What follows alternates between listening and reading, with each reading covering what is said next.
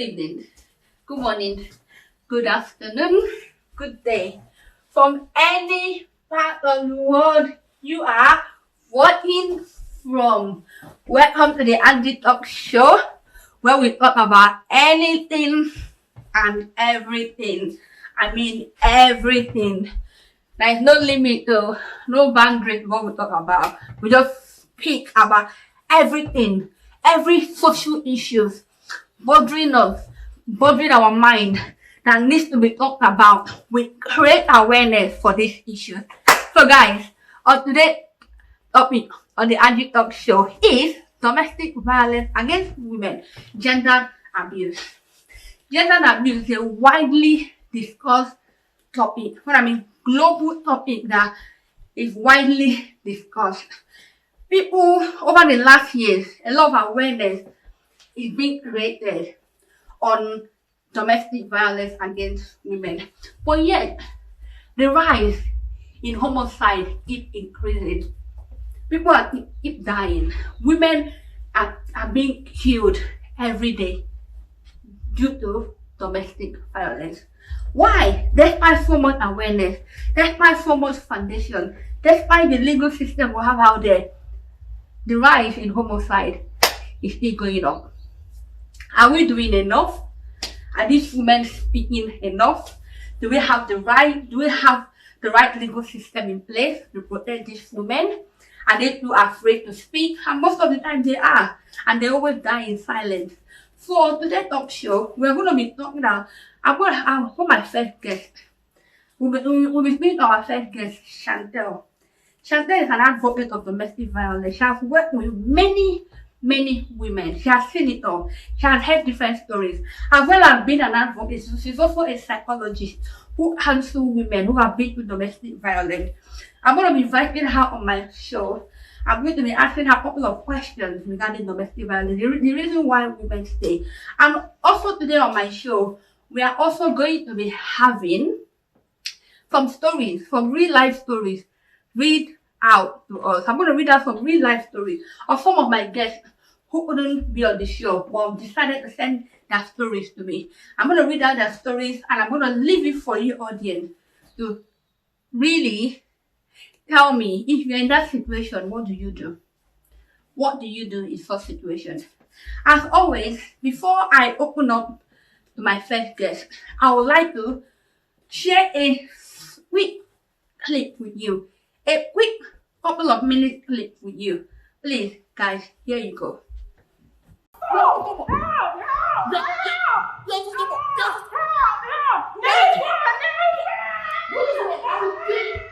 This is one of such cases that occur in our society today.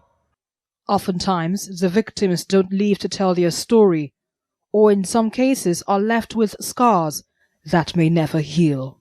Whenever he starts, I move away. For nearly 10 years, Funke was in an abusive relationship and this earned her a neck collar. She was even sexually violated by her spouse. Funke's story adds to the growing list of cases on domestic violence around the globe. Parents, family should be the number one support group, and sometimes some people don't have that kind of support group. The World Health Organization reveals that about 1 in 3 women globally experience either physical or sexual violence in their lifetime. Shocking, guys. Absolutely shocking. And now you wonder, why do women stay? Why do women stay if the end result is this? You've seen it all in the video. Why?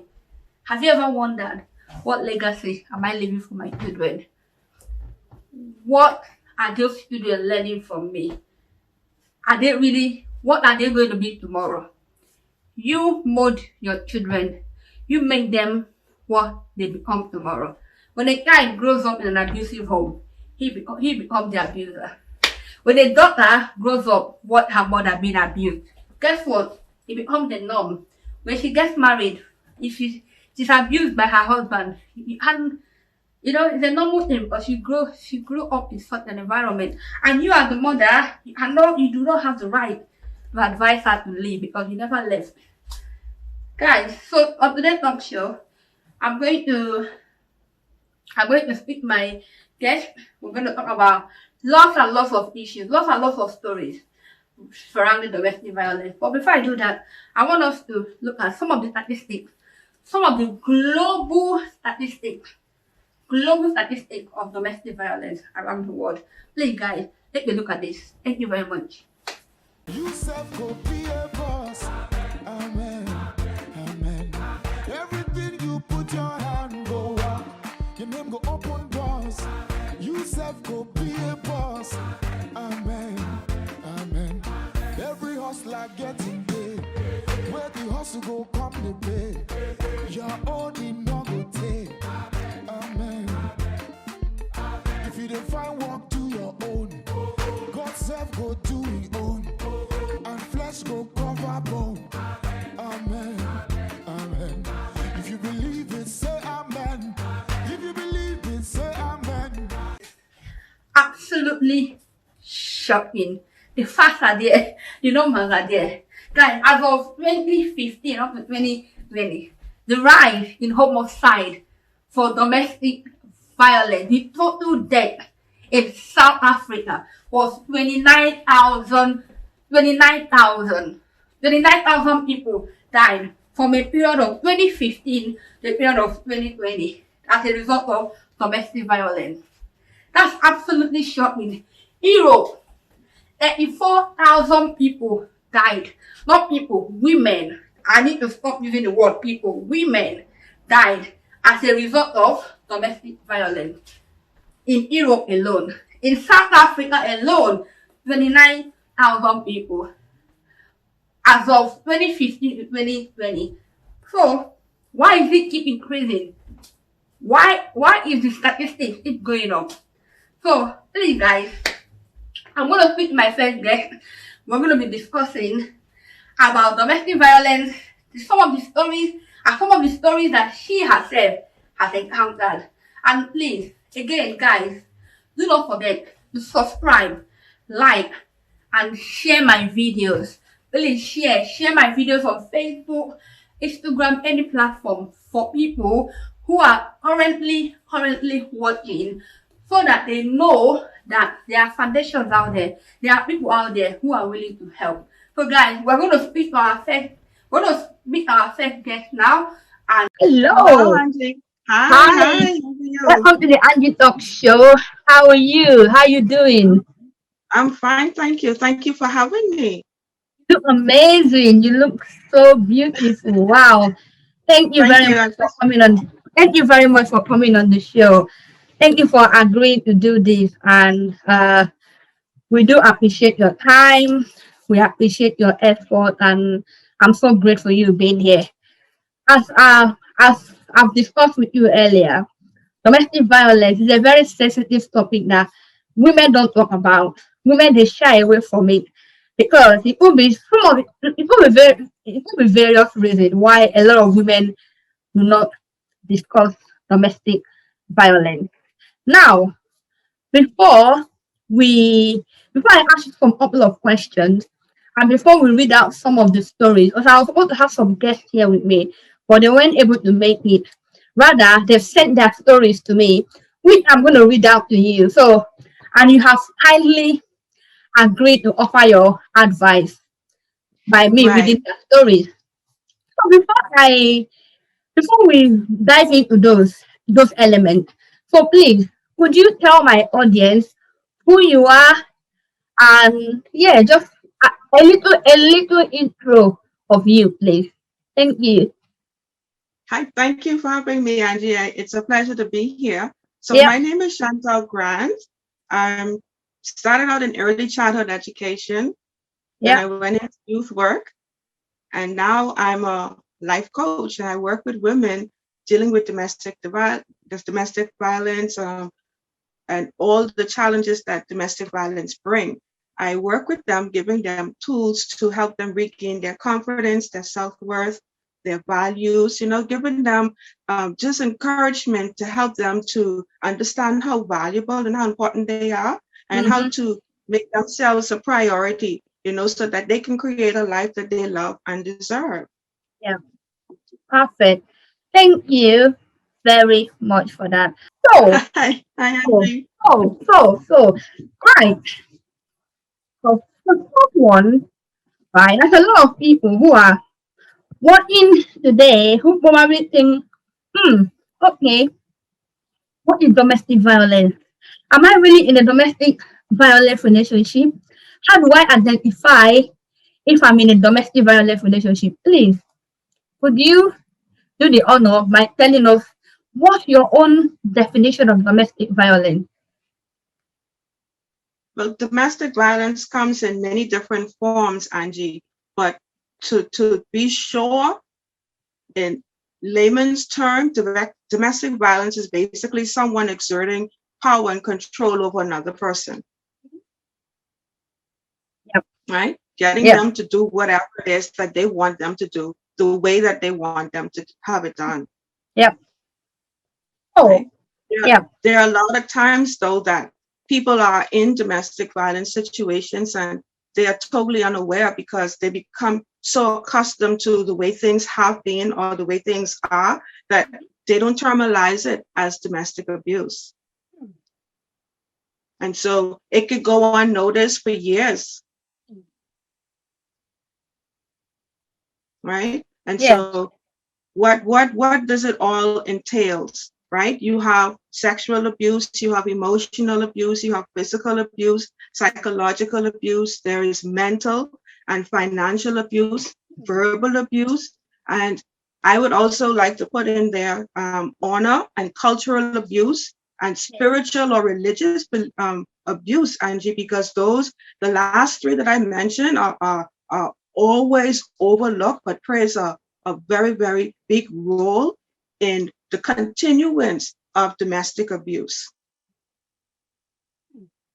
right? So a lot of times, because it's a culture, domestic abuse has become socially accepted.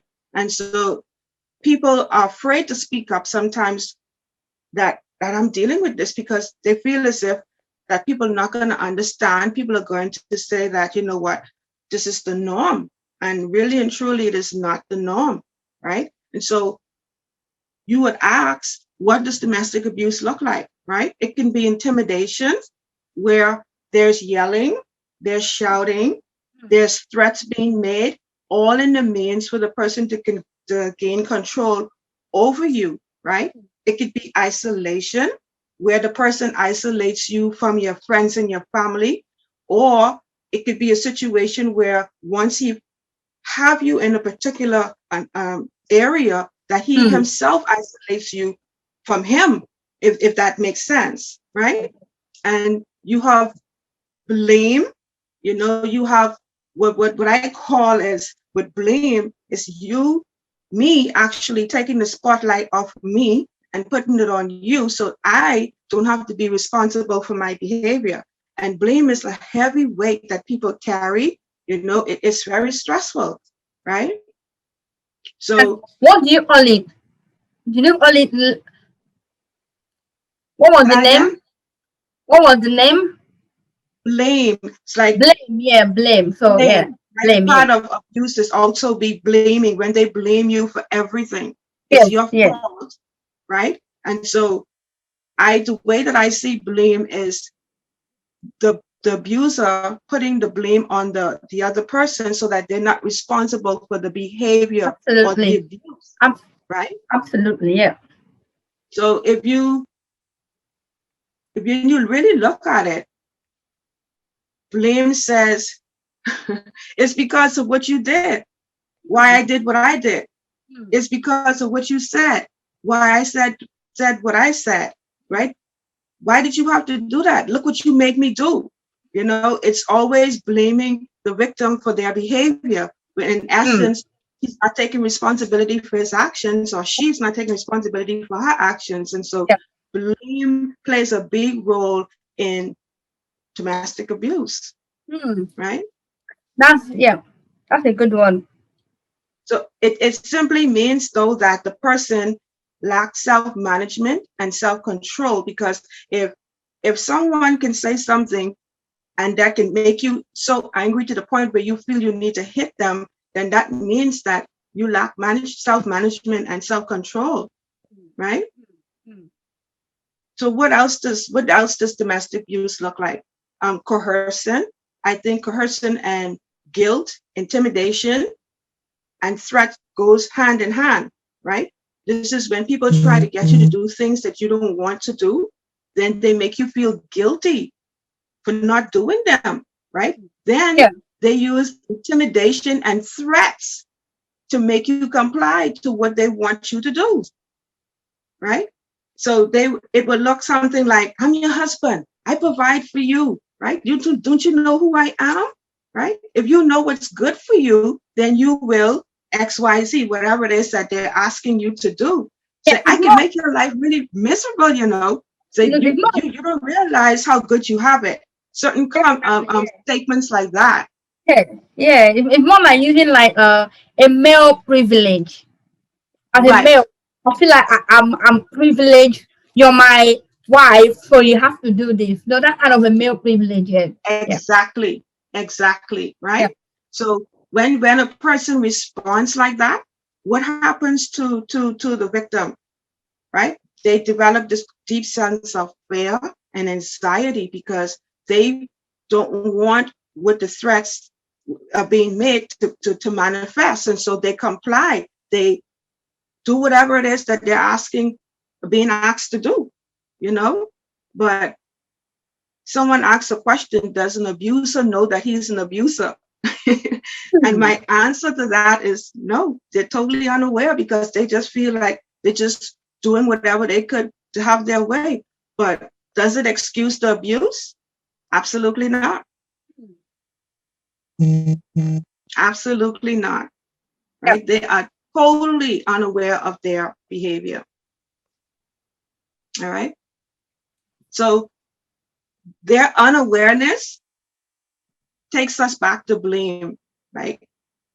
Oh, you don't understand me. You're just so sensitive. I had a rough childhood. I'm having a bad day. I saw my dad did this to my mom. You know, they tell themselves that they are the victim. So you should need to understand that because I have all these things going on, you have to understand that I have to hit you. You know, if you know all these things going on, then don't say anything to get me upset. Why would you do that? And so that is the manipulation aspect of it as well, you know. Absolutely. So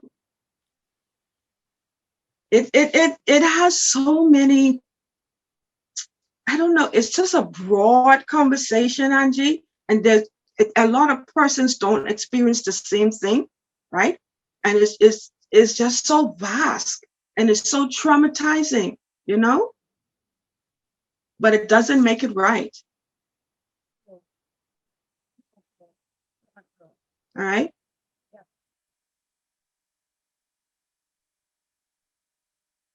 Remember, the abuser is not aware that he is abusing their victims. In his mind, he's just thinking that he's taking care of them. He's providing. So I'm being the man. Yeah. Thank you. Yeah. So thank you. Thank you very much. And is it obvious? Can I tell?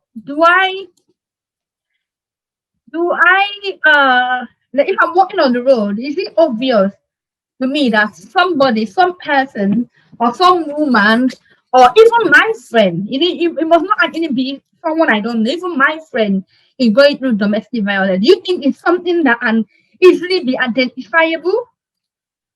No, it's not. Not at all. Because it's untalked, people don't talk about it.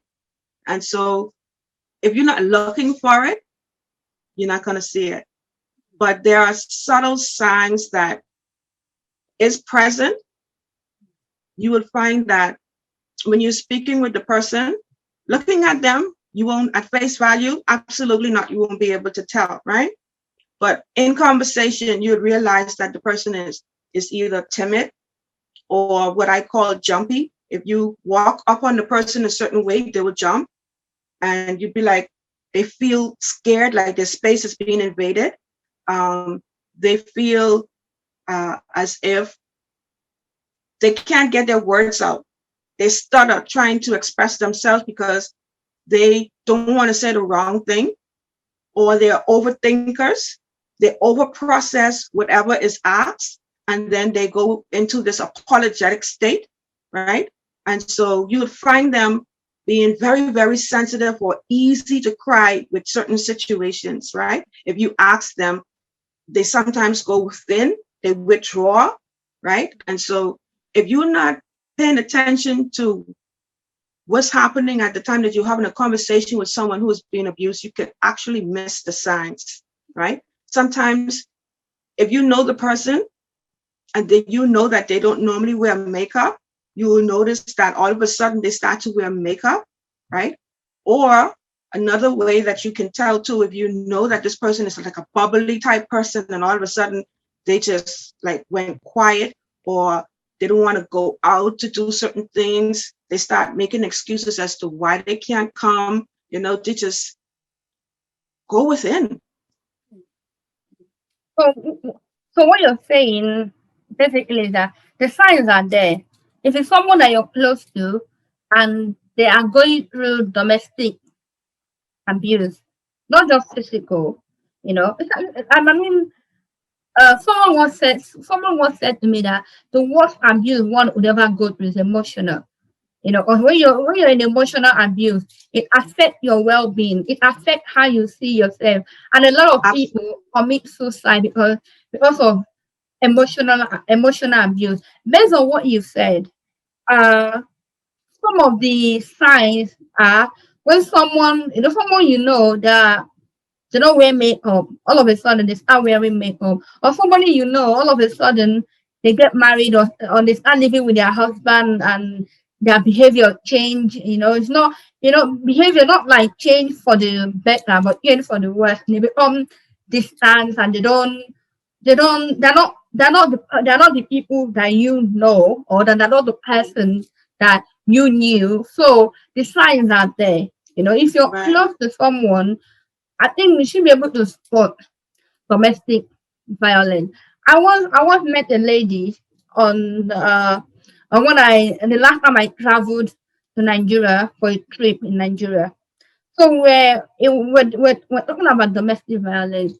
She said, "Oh yeah, but why growing up, my mom taught me that when my husband hit me, it means that he loved me." I said, "Wait, hang on." I said, you can't think that way.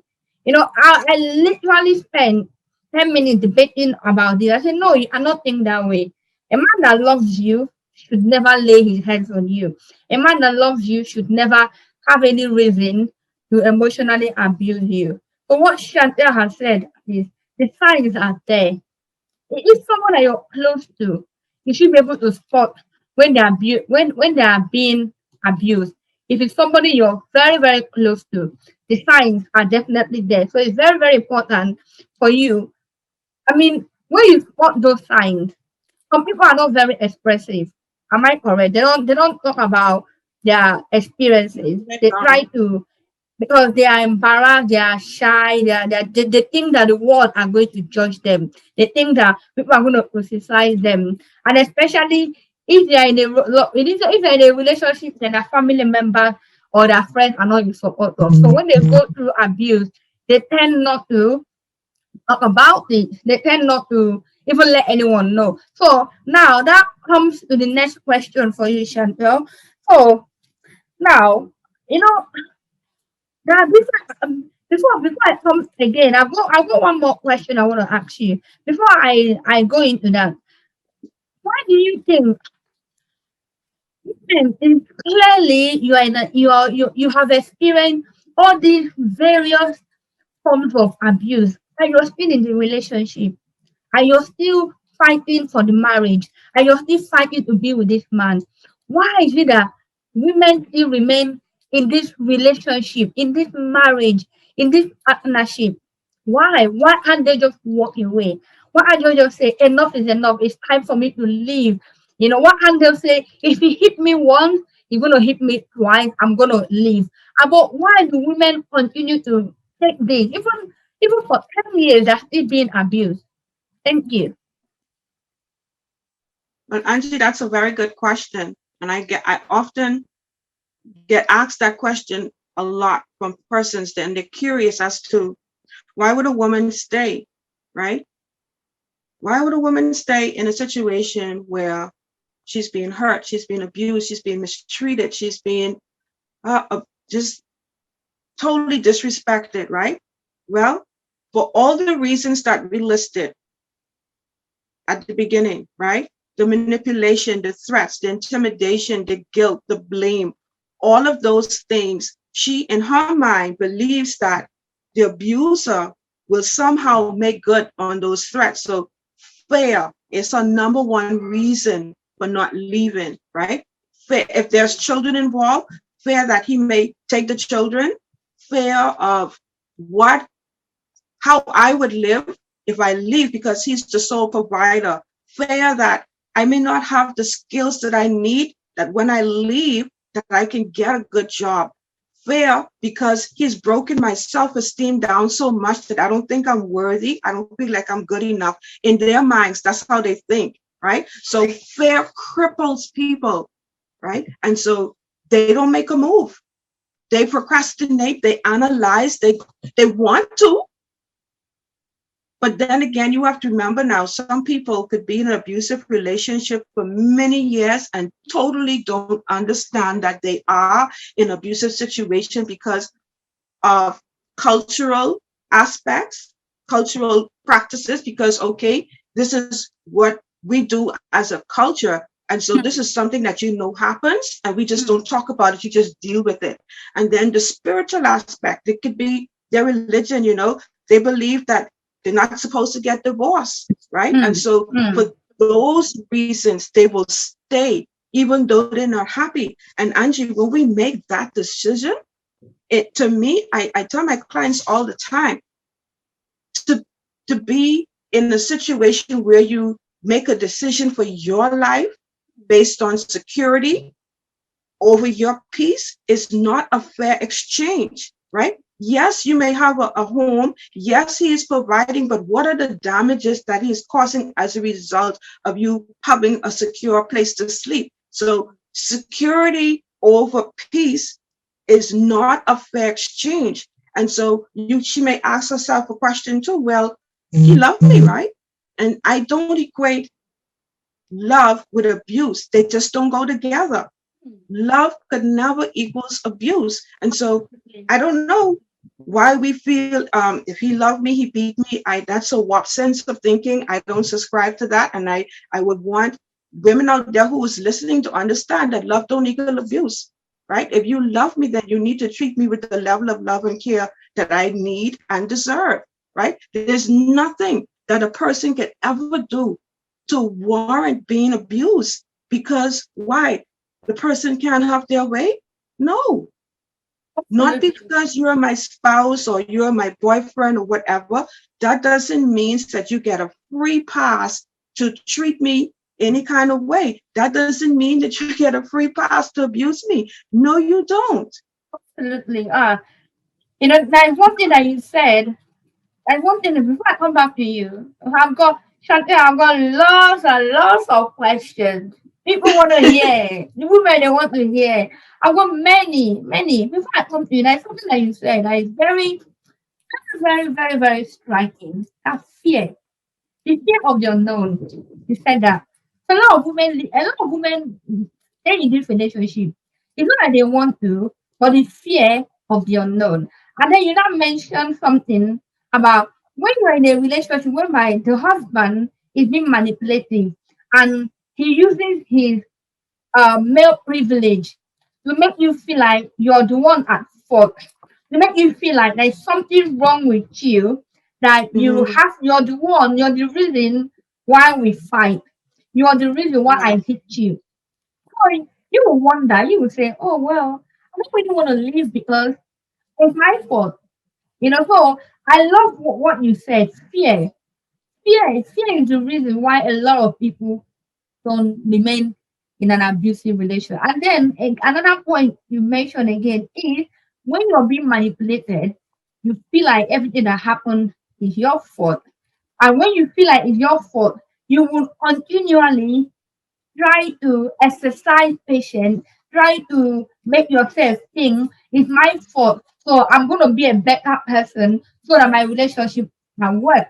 So every time it happens, you think, oh God, it's my fault. Oh God, oh yeah, he's right. I need to be better for him to love me or for him to stop beating me or for him to stop exercising those elements of uh, uh, domestic abuse towards me. Now, that now comes to the next question.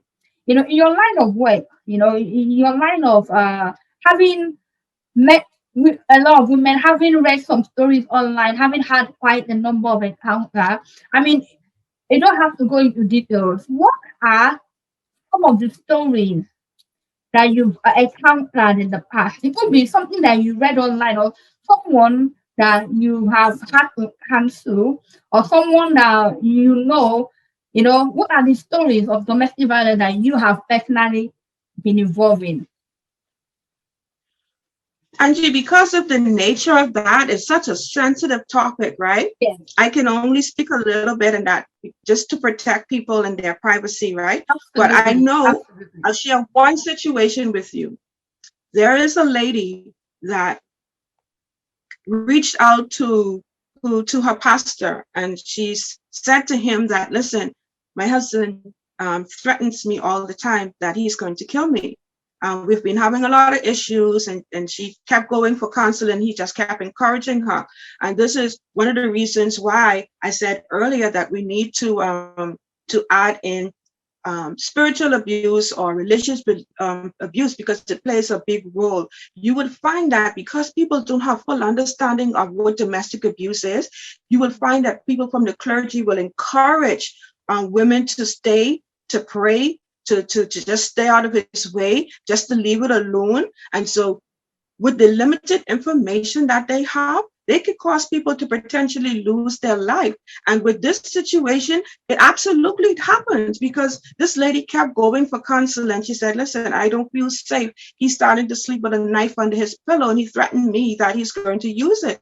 So the pastor said, he's not going to do that. He's just threatening you. So the threat may not be serious to you, but for me, who's dealing with it, absolutely it is, right? And so guess what happened, Angie? She didn't live to tell her story. She's no longer here today because he made do on his threat, right? He made do on his threat. So we have to be careful because it's such a sensitive situation, how we're advising people in situations, all right? We have to give them the information to let them know that, hey, you could potentially be in an abusive situation, and I may not be able to help you, but I know someone who can, right? We can advise them to say, you know what, I need you to be careful. I need you to be aware of what could possibly happen. And when we are not given the right kind of the information and encouragement, that can set women up to potentially lose their life. And sadly, that's what happened in this case. You know, domestic abuse is a serious situation. Threats are not to be taken lightly, not because someone said it in the heat of the moment. Oh, he didn't really mean it. We try to justify it. We try to rationalize it. We try, oh, maybe I'm being so hard for real. Maybe I'm being insensitive. Maybe I do need to cut him some slack because remember, he had a rough childhood, and we try to rationalize all the things away. And we have to bring ourselves to a place where we call a thing a thing. And abuse could never equals love. Threats could never be taken lightly. You just can't overlook it, you know, because you never know what's going to happen. You never know when a person is going to make do on a threat, right? And sadly, that's what happened in that situation. You know, a lot of women don't make it out to tell their stories, and a lot of women do. And then still, after you've been in an abusive situation, I'm seeing women where they completely and totally lose their self-value and their worth. They don't feel good enough. They don't feel beautiful. And if it's a situation where they experience like burning or cut, right? Or the hit caused the damage so much that it disfigured their face or bruised their face in some way, they don't feel worthy. They don't feel desirable. They don't feel wanted. And it really, really, really affects their self-esteem. All right. And so that's another reason why they would not want to leave. So they tell themselves, well, if I look like this, then who else is going to want me? You know, I know what I'm dealing with here.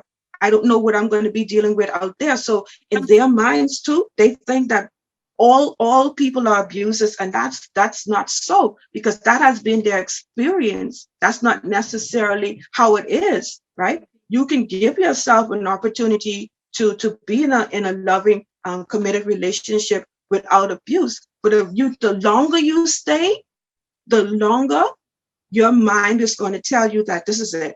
You're going to feel defeated. You're going to feel like you just can't get out of it, right? And the dangers, Angie, for persons staying in an abusive situation is so detrimental, right?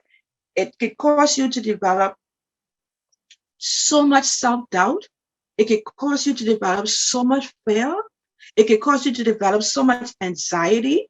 It could cause you to develop some really, really negative thoughts about yourself, right?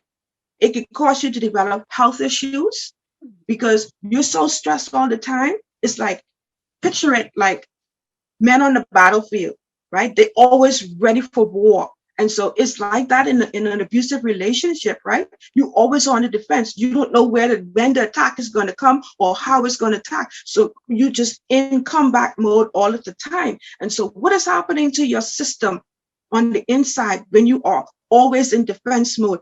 You're putting a strain on your internal organs. And so you would find that women are developing cancer. You find that they have like breast cancer, ovarian cancer, cysts, fibroids, all these different things. Because why?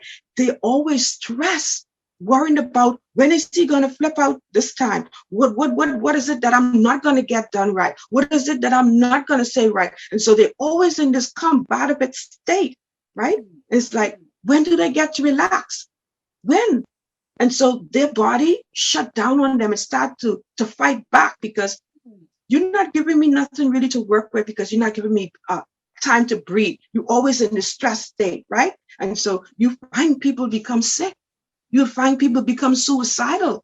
You'll find people in a position where the person become homicidal and you lose your life. There's a lot of danger in staying in an abusive situation.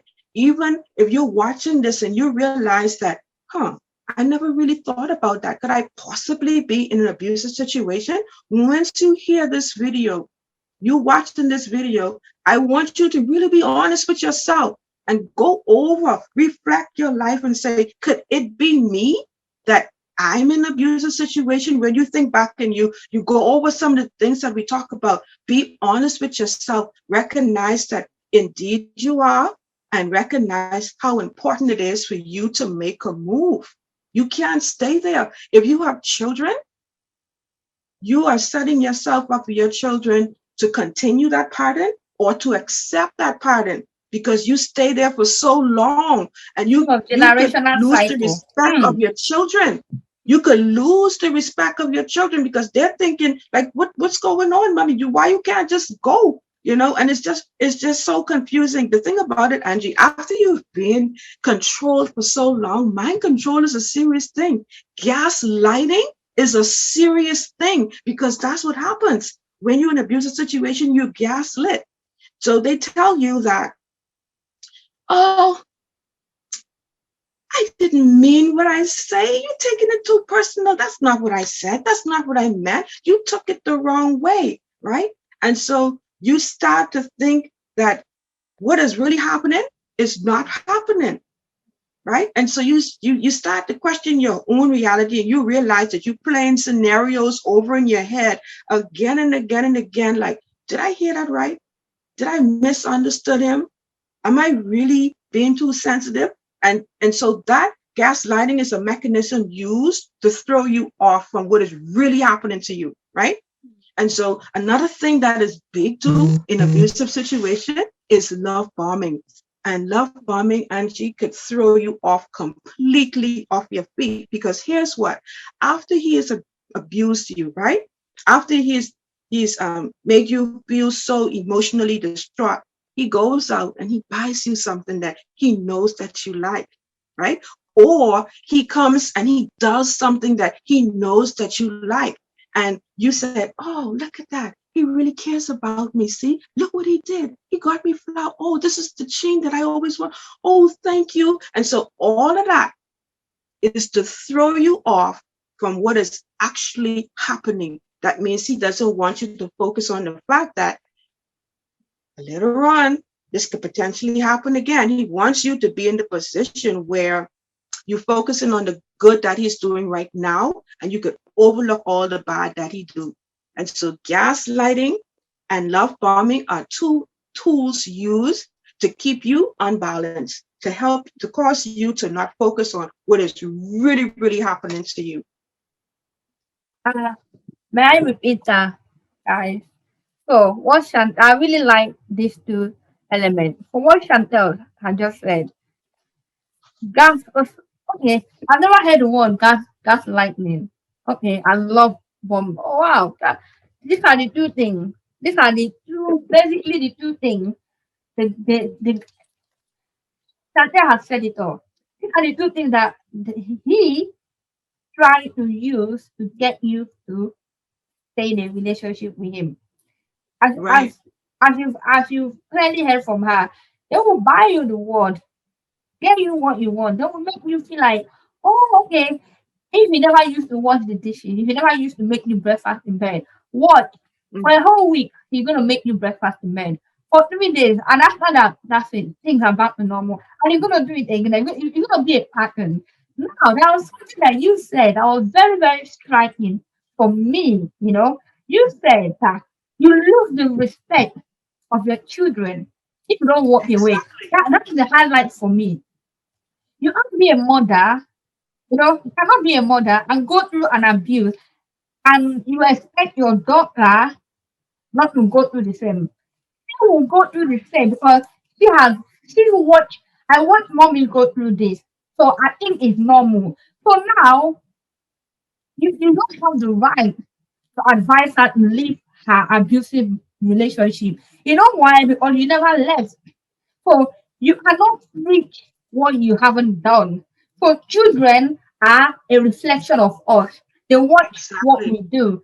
So if you cannot, thank you very much for that point. Thank you very much, Chantal. On that point is something that a lot of women need to actually be aware of that. If you're in an abusive relationship, your children, regardless of their age, if they are watching, unfortunately they are watching. It's not they are watching you, they are everything you do, everything Daddy does to you. They are watching. And guess what? You cannot hide it. Even if you're sad, even if you smile in front of them, they know you're sad. They know what daddy has done. And they're expecting Exactly. mommy to do something about it. But if mommy don't do anything about it, it becomes a pattern. They grow up. And then your daughter is gonna grow up and the amazing, beautiful woman, get married off or have her own relationship, and then the cycle will continue.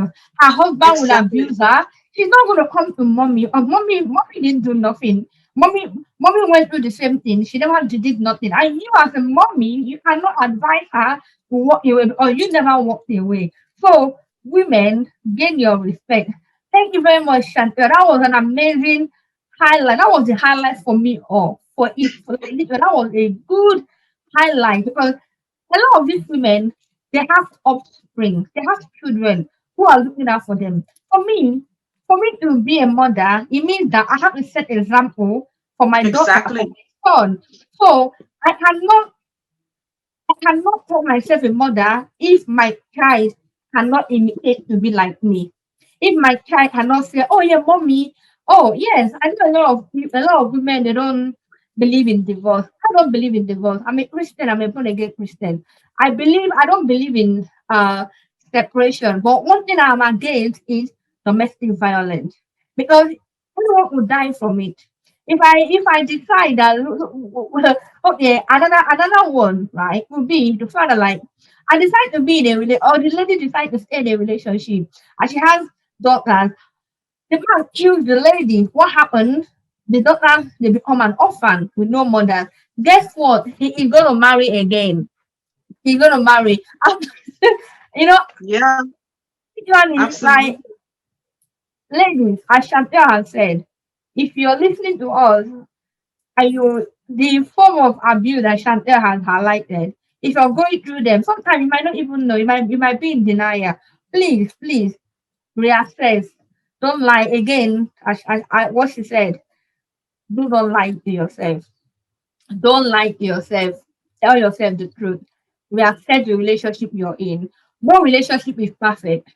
We have challenges in our relationship, but nobody should ever make you feel less than who you are. Nobody should ever make you want to commit suicide. You shouldn't get a mark or bruises in your head. You should not. That should never ever happen. Now that comes to my next question to you. So, Chantel, for a woman out there, a lot of women are going to watch this video. I don't know who this video is going to be saving and whose life this video is going to be saving. So for a woman out there, who probably live in Africa, let's just say in Africa where the systems there are no process, there are no law, the laws are not being abided, the laws are not there, there are no process that people follow. So the woman is somewhere watching us and she's wondering, God, I'm going through an emotional, I'm going through a domestic abuse. He's beating me and emotionally abusing me, all forms of abuse. But I don't know what to do. I don't want to call the police. If I go to the police are not going to help because I live in a country whereby the legal system are not effective. If I go to the police, my husband is going to come and pay his way out of police station. Anywhere if I run to the law, he's going to one way or the other come and manipulate the system again. What do I do? I'm stuck. What foundations out there is available? A woman who is going through such situation and but doesn't want to go to the authority because of the inefficiency of the legal system in that country. What advice do you have for the person, Chantel? Over to you. The Angie, the funny thing about abuse is it continues. As long as we continue to stay in the situation, it continues, right? Or with my experience dealing with domestic abuse, I've learned that it is our responsibility then to protect ourselves, right? People treat us the way we allow them to treat us, if that makes sense. So if a person sees that you are okay with them abusing you, then that's what they're going to do. So what do I mean by that? If you realize that your spouse is abusing you and you stay, in his mind, he's thinking that you are okay with the treatment because you're staying, right? And so there's no way that he's going to think that you're not happy with the treatment, because if you're not, then you would leave. But we're staying. So if you're in a situation where you feel there's no support, there's no consequences, then you need to do whatever possible for you, take control over your life. If you have to relocate, do what you have to do to get out of that situation. I wouldn't advise anyone to stay under those circumstances, right? Again, not because the person is your spouse. Maybe you have a spouse who's a police officer who's abusing you, and you absolutely cannot go to the police because there is nothing that's going to happen. So you have to operate in self-care. You have to operate in self-love. You have to love yourself enough to fight for you. You have to love yourself enough to give yourself a chance to have a better life, right? I love this quote. John Ron says, if you don't like the way things are, change them.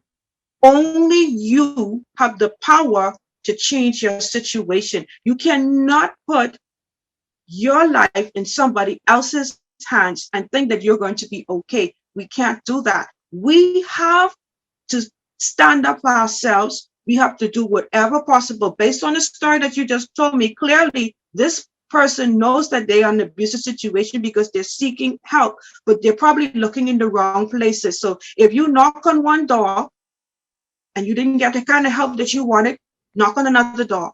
you don't get the kind of help, then you have to take matters into your hands. Your health, your response, your happiness, your peace is your responsibility and yours alone, right?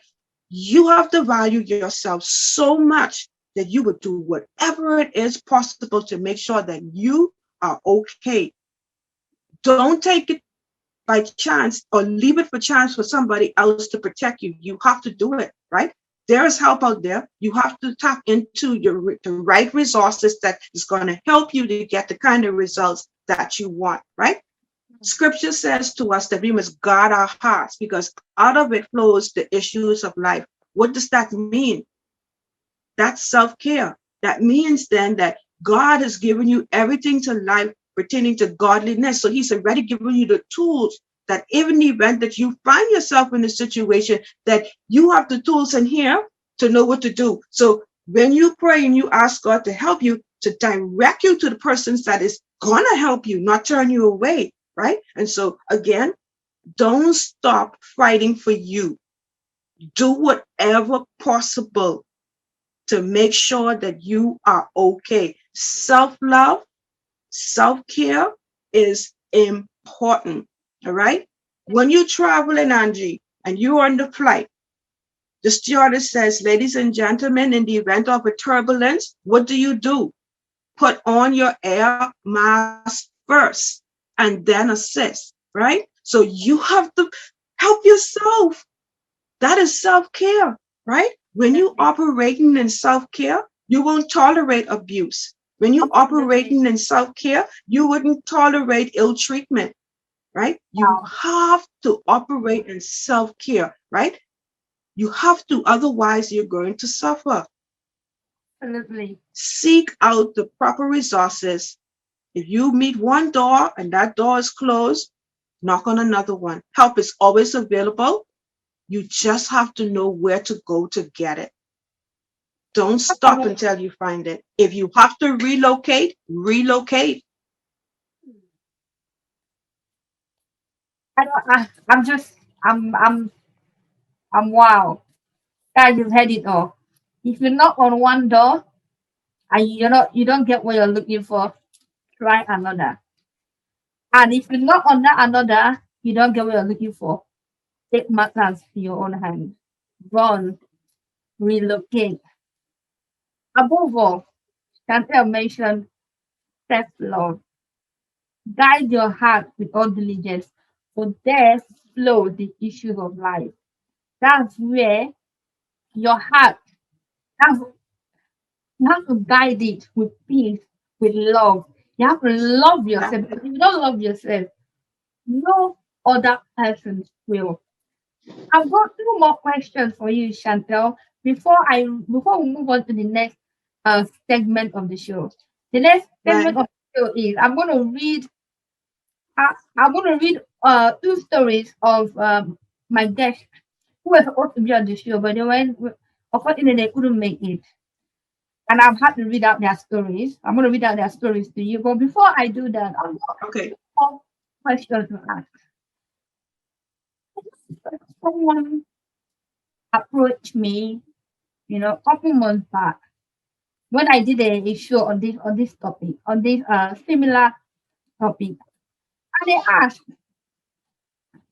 in my marriage, I love my husband so much. He beats me, he abuses me, but I think he can change. I think if I try to stay, if maybe if we go counseling, he can change. Do you believe do you think there's ever a possibility of that ever happening? Do you think a man can change? Do you think counseling can change an abusive man into a non-abusive man?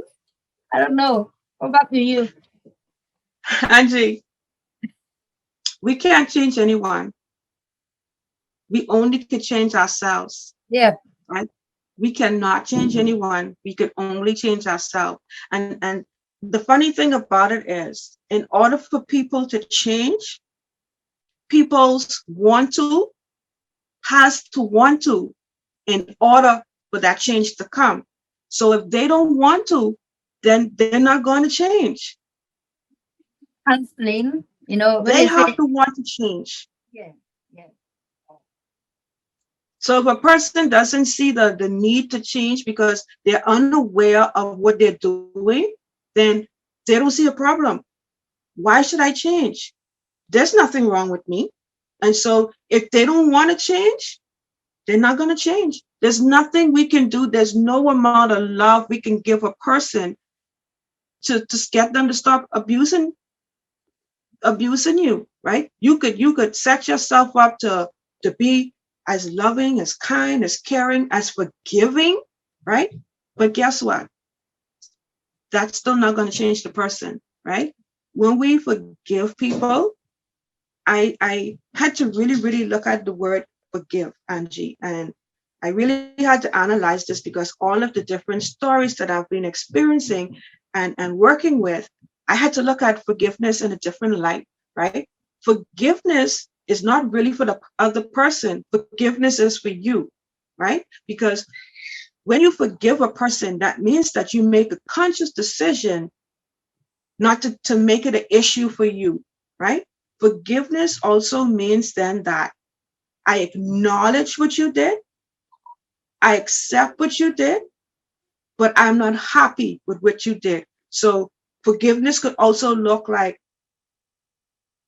even though I forgive you, you don't need to be in my personal space. Forgiveness doesn't mean that I need to stay with you after I've forgiven you, right? And so some people think that forgiveness means that, okay, if you forgive me, then you forget. We can't unexperience things that we experience. We can't forget the things that we've experienced, that they'll become a part of us and they become a part of our story. But what we can do is not make it an issue. We could tell it in a different way that brings hope, peace, and joy to people, and not pain, right? And in the mind of abuser, from my experience, forgiveness means continuance. Forgiveness means that, yeah, you're going to stay with me and I'm going to continue to abuse you because you're okay with what I do, because you're still here. You didn't leave, right? And so it's a tricky thing in the mind of an abuser. Forgiveness don't means I forget. Forgiveness means that you okay with what I'm doing. And so we have to be careful with the word forgiveness, because when it comes to abuse, it means a different thing. It really does. And so if you're going to stay with a person, you have to know that you can make yourself okay with what is happening. If you make a decision to forgive the person, then you need to make up in your mind that you could handle the consequences of your staying, right? If you realize that you can't handle the consequences, then your forgiveness needs to look like deuces, I'm out. And a lot of people are afraid to make that decision because we're afraid to lose people, Angie. And when we're dealing with domestic abuse, we have to make ourselves okay with losing people, because if the person is not treating you with the level of care and respect that you need, then you need to revoke their access pass to you, right? Can't just revoke their access pass. You don't get access to me treating me in a way that I'm not accustomed to or not pleased with. So you lose access to me. Access denied. And we have to be okay with losing people. And we don't have to argue. We don't have to fight. We just put ourselves in the position of self-love and self-care, right? And we just say to ourselves, you know what, enough. Enough. You have to value yourself enough to say, you know what? If it's been going on all these years, what makes me think that because he say sorry, because he say, I'm not going to do it again, because he brought me all these gifts, and listen, the gifts are really, really nice, and because he done these things, we set up ourselves to think that the behavior is going to change.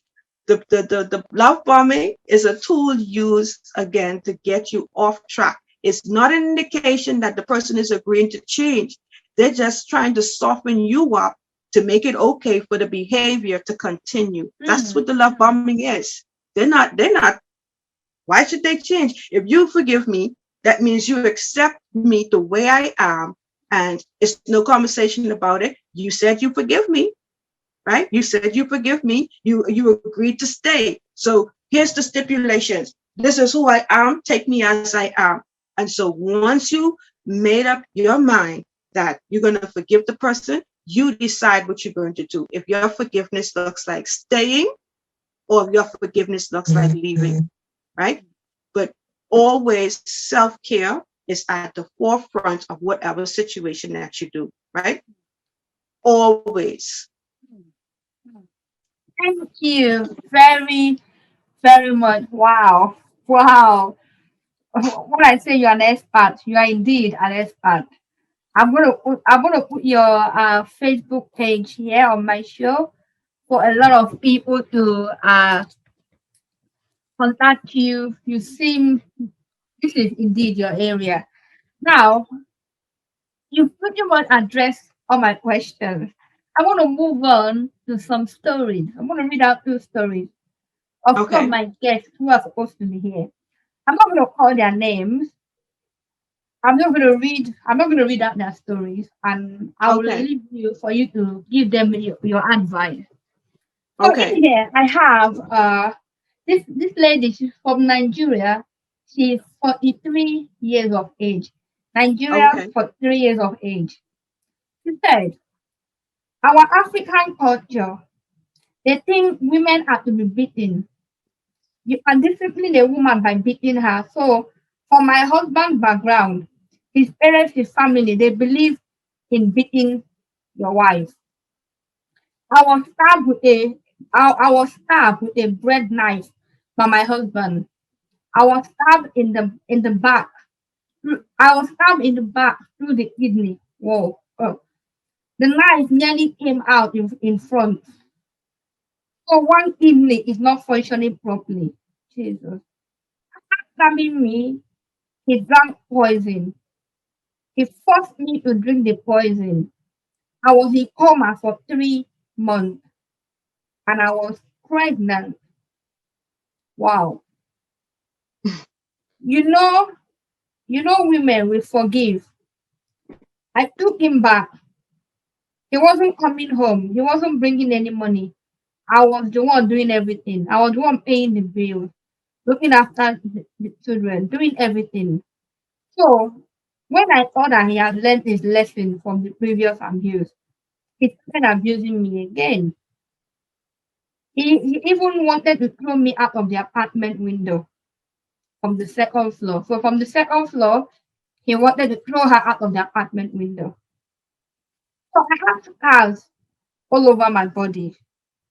I can't say I'm happy. I can't say I'm happy I can say I'm happy I've got my child, but I don't like these scars. When I look at them, I get very angry. I want to kill him. I wasted 5 years and still wasting more years. I wasted my humanhood. When I look back, the, the amount of years I've wasted with him, I would have done something with my life because I would have done something with my life. For example, going to school. Sometimes I think I'm ugly. I don't think I think I'm ugly and stupid. I don't think any man would like me if I leave him. He recently came back begging for my forgiveness. Angie, I'm seriously contemplating on forgiving him, but I am very scared that he might kill me.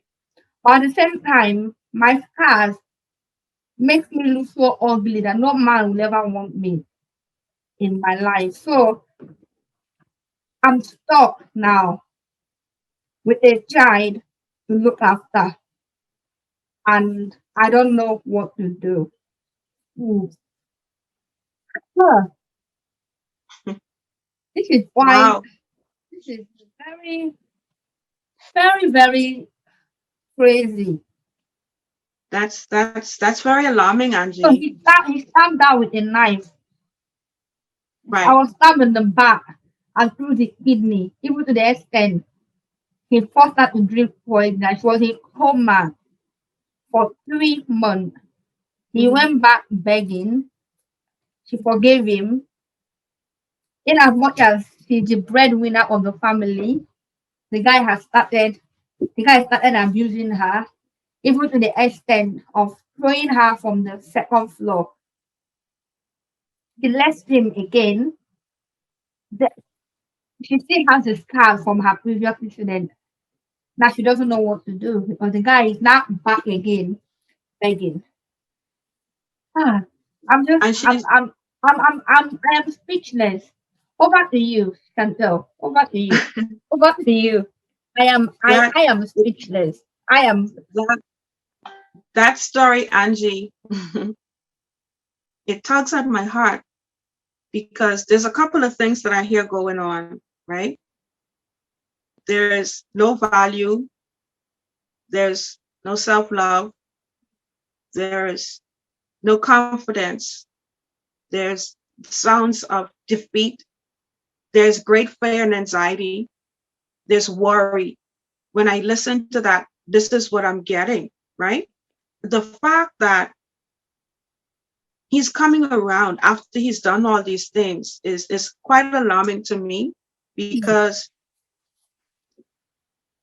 as stated earlier, love could never equals abuse, right? And it makes me wonder, how is it that a person can abuse someone else and see the damages that they've done and be okay with seeing them that way, right?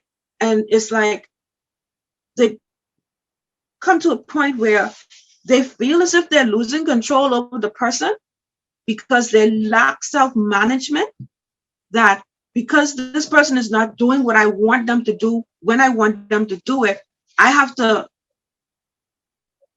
resort to bodily harm. You can't expect a person, you threatening them, and yet you still expect for them to love you. Like, how does that even work? Make that make sense to me. It can't make sense because you can't want to abuse me, make me drink poison. I'm in a coma, pregnant with your child. You're not only threatening my life, you're threatening the life of the baby. And then you just want me to be okay with that? Like, how does that make sense? In my mind, I have to go to the lady. Like, what is going on in your consciousness to make you feel in any way that this is okay for you to even reconsider allowing him space in your life? In order, you know what I mean? For you to even contemplate his story, you appreciate it, but no, access denied. Access denied, because when you bring me to a place where you back me against the wall, you're trying to take my life, you want to throw me out a second story. No, it's a wrap. You have to position yourself that you revoke people's access pass to you. When they come with their apologies, you accept it and you tell them, no, I'm sorry, I'm taking my access pass back. Access denied. You no longer have access to me. And we have to be okay with losing people. We have to be okay with losing people. We can no longer, Angie, make a decision for our lives based on somebody else's wants, needs, and desire, right? I've also come to understand that people don't really necessarily want you, They want what you bring to the table. They want what you do for them. And so whenever you threaten to leave and they realize that I could lose all the good things that you provide for me, even though I abuse you, they become homicidal. They become suicidal because they don't want to lose that access, but they're not willing to change. They're not willing to make adjustments in their actions. There's no amount of love that you could give a person that's going to cause them to change, right? And it culturally, she mentioned that this happens in our generation, If a man beat me, then that means he loved me. No, we have been taught to be docile, right? Ready to be controlled, ready to be, that doesn't make sense. So marriage is not about partnership. Relationship is not about partnership. It's not about love. It's about domination and control. And then once that's the game, like, all bets are off. When you put your hands on a person, you try to take their life, all bets are off. You lose your access to the person. It's not okay. The behavior is not acceptable. Don't come to me with the generational cursing and my parents did this. No, it's a generational pattern. It's something, a behavior that you choose to carry on, right? And it doesn't make it okay. It's the choice. It's a decision that you make every day. How is it that you can love this woman and still abuse her? Make that make sense to me. It doesn't. And so if you realize that the person is not in the position to change and the behavior is still continuing, then you have to make a decision to leave. Not because you don't care, but because they don't. You make a decision to leave, not because you don't care, but because they don't. You can't trust them with your life. And so you have to operate in self-care. When you start loving you, the people around you will see how you loving you, and they'll realize that they can't come to you with abuse. They can't come to you with ill treatment. When you start respecting yourself, then people realize that they can't disrespect you. We have to learn how to set and maintain boundaries, letting people know how far it is for you to go with me or how far I'm willing to allow you to go with me. When we don't have clearly defined boundaries, we suffer. We suffer, Angie. And so I'm always going to take women back to self-love. Self-care is important. I'm always going to bring it back to you because people do to you what you allow. That's it. Definitely. You've hit the nail on the head. That's it. That's it. So for this story of this lady in Nigeria, you've heard from our guest Chantel. You have to leave. So I've got a question. If he put you in a coma for 3 months, he's gonna kill you. Now let me ask you a question about what Chantel said. Do you think your son or your daughter is really gonna have respect for you? Is that what you want? I That's not what you want. And your scars are beautiful.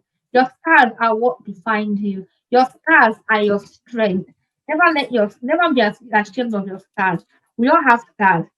uh, some scars are visible, while others are not. Let your scars be a reminder that you're a warrior, be a reminder of the decisions you had to make in life. So never be ashamed of your scars. Any man that loves you will love you because of your scars. As I said, Exactly. all scars, they will have some scars that are not visible. We don't have it in our they're not facially visible. You can't see them in our body, but they are within us. They are the thing that will be through. But guess what? They become the scars that helps us in our future life. Please don't feel like you cannot leave the relationship because you don't think you're ugly and no one is gonna love you. Trust That's me, a lie. there there are That's a lie. plenty there are plenty of people out there who would accept you for who you are. Please don't Exactly. even think of giving this a second chance because the next time you will not come out alive. It will be your people burying you. Read the handwriting on the wall. It's obvious. It's an obvious one. I hope you get the help. I hope you get the help you deserve. Again, I'm here with Chantel. I'm going to drop Chantel Facebook link, how to contact her. Again, if you can contact me and I can pass you on to Chantel, there are there are people out there who are willing to help. There are foundations out there who can help. There Exactly. are aftercare foundations. Always remember you're a warrior. No one should have to die young. No one has the right to take the life of anyone, not the one that that claim they love you. Love is not like that. You've heard everything. Love does not equate abuse. I love that. Love does not equal abuse, no, at all. Now Not at all. I want to move on to my second story, Chantel. And my second story is from a lady again. Uh, I'm not going to mention her name. She's going to be on the show today. I'm just going to read her story and I'll leave it over to you. She Okay. said, my husband and I will be married for 9 years.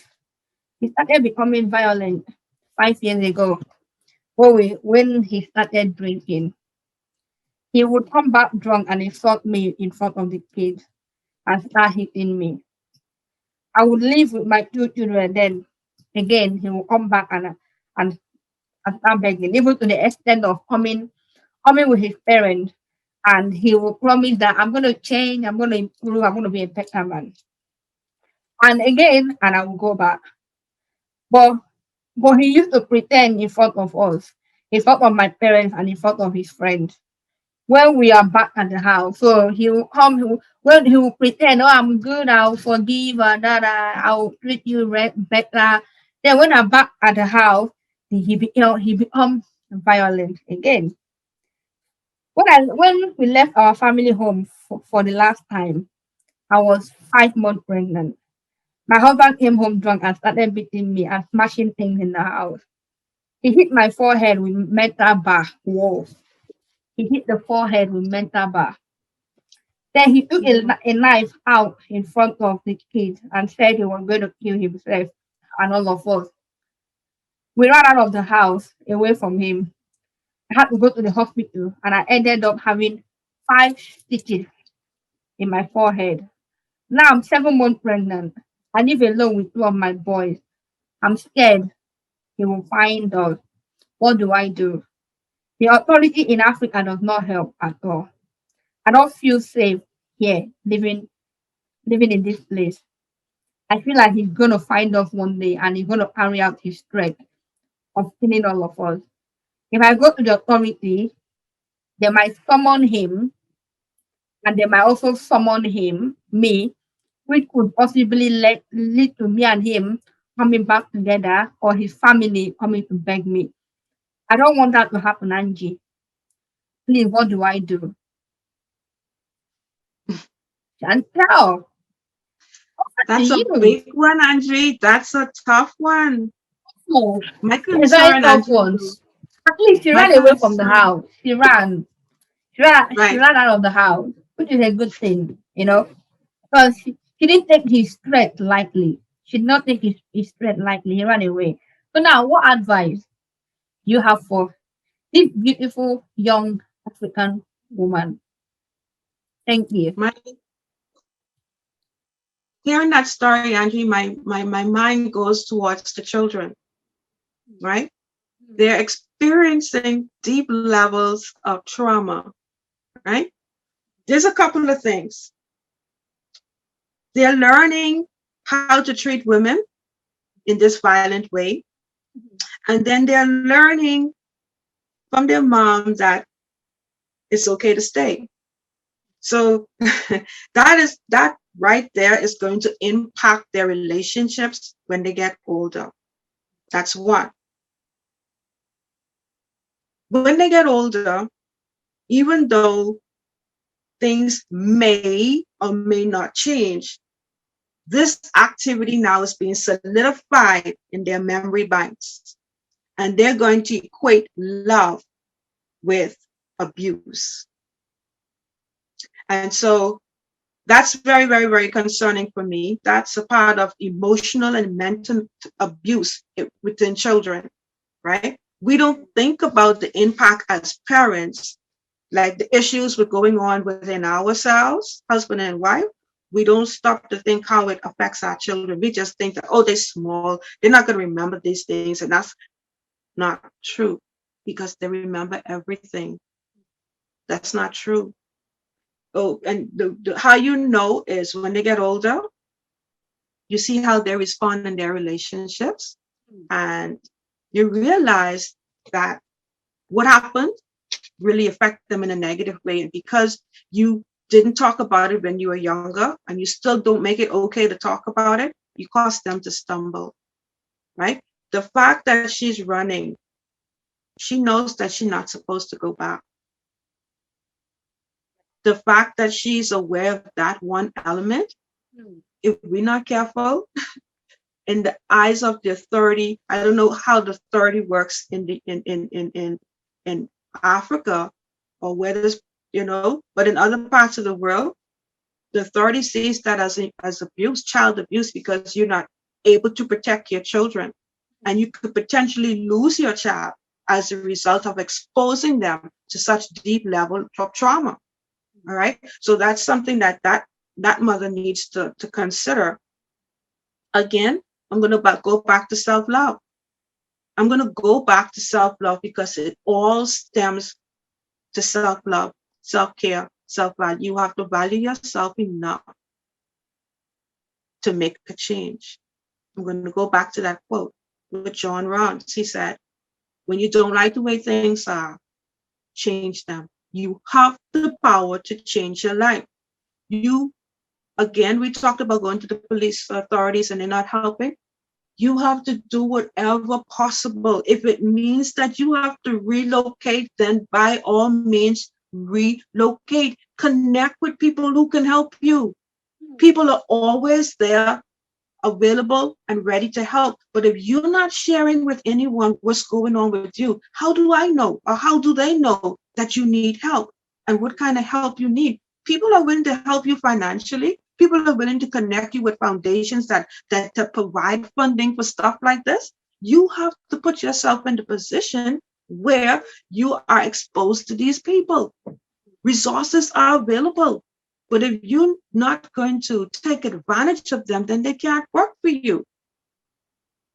They can't.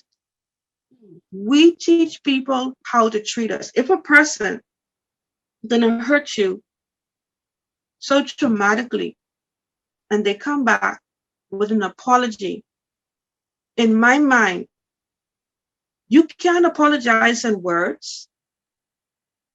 You need to apologize in action. Because you have proven again and again with words that I'm sorry, I'm going to change. I didn't mean it. No, I promised this time I'm not going to do it. You've already done that. We've done that. We've been down that road before. Now what? Right? Don't tell me you're going to change. Show me. Show me you're going to change with a changed behavior. I need to know that you're going to some anger management class, that you're going to do something to elevate your mind. Do something to help you with the behavior, because it is a learned behavior that can be changed if you want it to be changed. You can't just say, oh, okay, this is how I am. No, that's how you choose to be. It is a choice that you make every single day, that you're going to continue the pattern that you've learned from your childhood. Is a choice to change it. You choose. You choose the type of person you're going to show up in the world. You choose that. You choose whether or not you're going to be abusive. You choose whether or not you're going to respond in love. It's a simple choice. You just need to make the right choice. You say you want your family. You need to make the right choice in order for you to have access to your family. If you can't make a decision that is going to be beneficial for your family, then you don't want to make that decision, then that decision has to be made for you, right? It's not because you don't care, but because they don't, why you have to leave, right? You have to make a decision. You could give people tools, you could give them all the strategies, everything you could give to people, but ultimately the decision is up to them, Angie, whether they're going to take the advice, whether they're going to tap into the resources, whether they're going to use the strategies or not.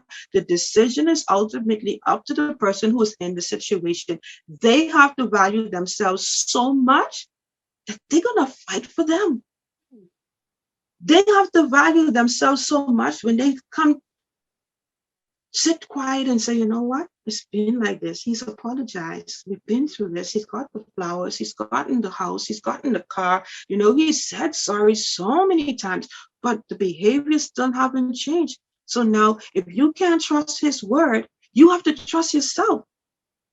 You have to love yourself enough that you trust yourself that this behavior is not acceptable. And if you realize that you're in a situation that there's no help, listen, there's help that's available everywhere. Not Thank because it's you. not available to where you went. You're not talking to the right people. You need to fight for yourself. Love yourself. Love yourself. Value yourself. Look after yourself, because you can't depend on nobody else to do it for you. You are responsible for your peace of mind. You're responsible for your happiness. You're responsible for your life. And the persons that you're connected to has proven that they can't be trusted with your life in a loving way. And so you have a decision to make. You really do. You really have a decision to make whether or not you're going to continue to live this lifestyle or you're going to change it, right? When you're not in self-care, you are in self-sabotage, you're in self-destruct, right? And so self-care is a lifestyle. You can't operate in self-care without self-love. And self-care being a lifestyle is something that means that it's happened every day. You practice it every day. And again, when you operate in self-care, when you operate in self-love, people can't disrespect you. People can't ill-treat you. People can't abuse you, right? When you don't show up for the abuse can't happen. We need to stop showing up. Stop showing up, because every time we show up, we're sending the message that we're okay. And we're not. I know you're not. Because then you seek out people like me who's going to have to help you to rebuild yourself. You know what it is to rebuild your self-worth and your self-value once it's been so far on the ground? It takes a lot of work. It takes a lot of courage. It is possible. It is possible, but it takes a lot of work, right? For you to reframe your mind from being unwanted, from being unloved, from being devalued, from you feeling like you're not enough. It takes a lot of work for you to rewire those wires that are being tweaked. Every time you're saying, you're so stupid. Why don't you get this right? Don't you understand? I have to do this because you forced me to do this. No, you're worthy of love. At this stage, what's your advice for them? For those who are currently going through all these forms of abuse that we have discussed on the show, what can they do? What help is available out there to them? Well, as I said, there are lots and lots and millions of women. India seems to have one of the highest rate of domestic violence. Again, after India, South Africa. South Africa, domestic violence in South Africa is enormous. It's a lot. The statistic is huge. Now I wonder, are there really a legal system that protects these women? The legal system in place, is it really effective? Friends, we must not rely on the legal system. We must take action in our own hands. Now, back to you. What advice, Chantel, to these women who are somewhere depressed, who are thinking, God, what do I do? How do I run? How do I get out of this situation? Please, what advice you have for them? Alanji, self-care. Hmm. Self-care is important. That's the biggest thing that we have to really focus on. The first thing that we have to do is start loving ourselves, right? Start loving ourselves, right? There are hotlines that you can call. I mean, if you trust your church, there are persons in there who are lay counselors, lay pastors. They have persons who can assist. Again, you have to let people know what you're dealing with. You have to be able to trust someone and say, listen, I'm afraid. I'm dealing with abuse and I'm afraid for my life. I've tried to reach out for help and I wasn't successful, but I need help. People are not going to know what you're dealing with until you decide that you're going to rise up and take a stand. What do? I tap into my resources. I don't stop until I find relief. Because if it's hurting me so much and it's been going on for so long, what makes me think after an apology that it's going to be different? It's not going to be different. And so when the person doesn't change, you have to. When the person doesn't change, you have to. And your change sometimes changes them, and sometimes it doesn't.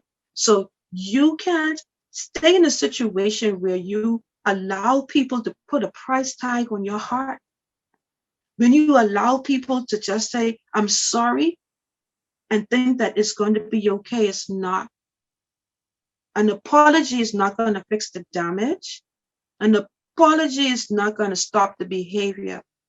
And so you have to make a decision to leave, not because you don't care, but because they don't. And so you have to love yourself so much that you give yourself an opportunity to experience real, genuine love, gentle, kind, compassionate. You deserve it. You have to want that for yourself.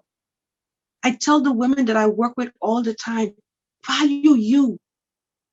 Don't wait for no one to define you.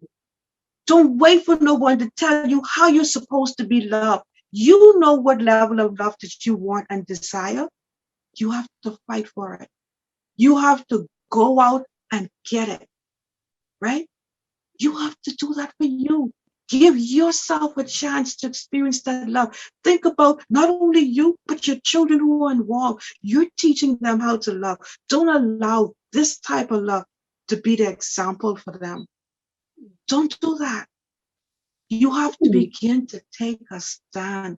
Stand up, step out, and launch out into the deep. Do it afraid. What's the worst that's going to happen? That you be successful? That you find someone that truly can love you the way that you need in your state, abused, broken? Listen, love heals brokenness every time, but you have to give yourself the opportunity. You have to fight for your life. Do whatever it takes. Don't stop fighting for you. Self-love, self-care is a lifestyle. You deserve it. You deserve it. Your creator created you out of love. And so you have to walk in that love that he created for you. Don't settle. Don't settle. Wow. Just wow. Chantel, wow. Wow. Guys, you have heard it all. I'm just this is a good section for me. I've been the best. This is a good section. She's an expert. She is just an expert. I'm a bit speak there because as you can see, as she was talking, and I'm like, wow, wow, self love. You gotta love yourself. And Chantel, man, what do you have to lose? What do you have to lose? And you might have been abused for many years. Then you come out of abuse. What are you scared of? What do you have nothing to lose? Being successful. Are you scared of are you afraid of success? Success. No. Exactly. Chantel, you are awesome. This is just your area. You're brilliant. Thank you very much. I was blown away by your advice, and I'm sure the women are going to be blown away by what you said. And thank you so much for blessing us with your Thank you. words, for blessing us with your kindness. Of what you don't know what you have said, the life, how it's going to impact someone's life out there. I am, I am impacted. Your words, self love. I live this show and I have it in my head that self love. You gotta love Yeah. yourself regardless of anything. Or if you don't love yourself, you can never love another human.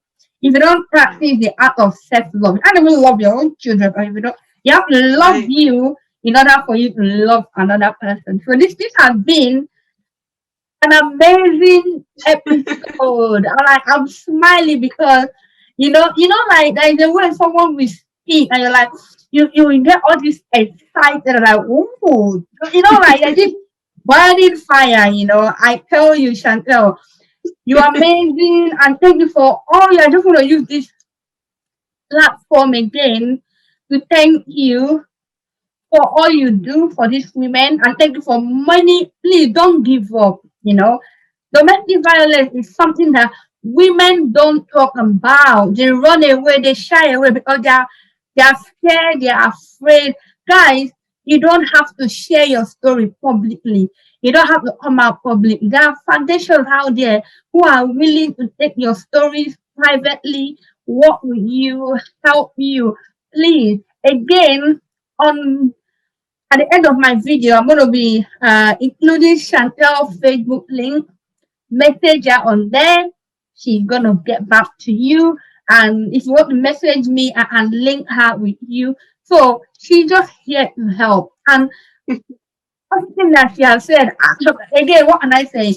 I'm blown away. She's good at what she's doing. And again, thank you for using your platform, Chantel, to bless people. Thank you for Thank you blessing so a much lot for of having me. women. Like this, some people are not privileged to have those to speak to them.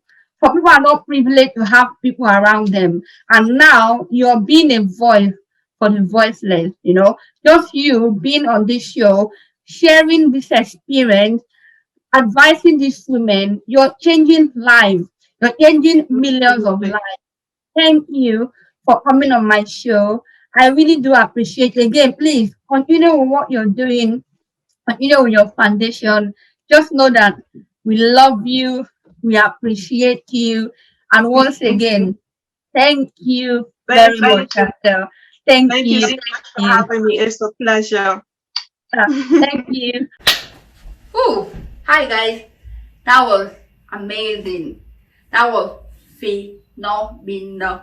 See, I'm excited. Despite the rise in homicide, despite the statistics, I'm excited because we have people like Chantel, people who are out there, a lot advocates who are out there fighting for these women, who are out there making themselves available for these women, who are out there sacrificing their time for these women. I don't know about you, but I have been blessed. Her show, what she spoke about, the things that she discussed, I was blessed by it. I have learned a lot. The highlight for me is self-love. You decide how you want to be treated. And if you want a change, the change has to start from you. It starts from you, not anyone else. Anybody hearing the sound of my voice, again, I plead with you. Are you're going through any form of domestic abuse that we have mentioned without the show, please reach out to us. Please reach out to us. If you cannot speak to your close associate, family friend, and you like to speak to a stranger or someone you don't know, you like to speak to any foundation, guys, I am going to drop Chantel's Facebook page on the comment section on YouTube. I'm also going to drop my email. Please feel free to contact any one of us. I can tell you, Chantel is a lovely person. She's very welcoming. She'll get back to you. She doesn't read, no one ever reads her message. She's the one that has access to her message. I'm the one that have access to my message. Guys, please email me at the Angie Talk Show at outlook.com. The Angie Talk Show at outlook.com. Again, the Angie Talk Show at outlook.com. Email me, guys. Please don't die in silence. Go speak up. And if you have children and you are in such a very terrible situation, please, even if you don't want to leave, think about those children. Think about them. Those, your change could possibly be his change. Your change could possibly be his change. Do not die in silence. I hope you've been blessed. I hope you've listened to everything that we've talked about today. And I hope you've been inspired. As for me, I was inspired by it. And this has been an amazing episode. Once again, thank you very much. Guys, please don't forget to like, subscribe, and share my video. Like, subscribe, and share my videos. I love all of you very much. Thank you for your support, and thank you to my friends and my family for your encouragement, for always supporting me. Guys, you guys are the real MVP. Yeah? So you're the real MVP. Thank you for making my dream come true. The goal is to help anyone. I don't make money from this. I just want to create awareness. I just want people to know that there are people out there, there are good people out there, there are genuinely good people out there who are willing to genuinely help, assist, and get you the help you need. No man is an island. We are all here to help each other. And I hope you've enjoyed today's episode. And I will see you again on the next episode where we'll be talking about domestic violence against men. A topic that is rarely talked about. But until then, I leave you with the blessings of God, with the favor and the grace of God. Any challenges that you're going through, I pray that God gives you the strength and the courage to speak up and the courage to take the right actions. Anything that you lay your hands upon shall prosper. You're blessed. You're blessed. Thank you, guys. Thank you. Please don't forget to always apply self-love in your daily life. It's very important. I love you more than you love you. You cannot love me more than I love me. I love you guys. Good night and have a fabulous day.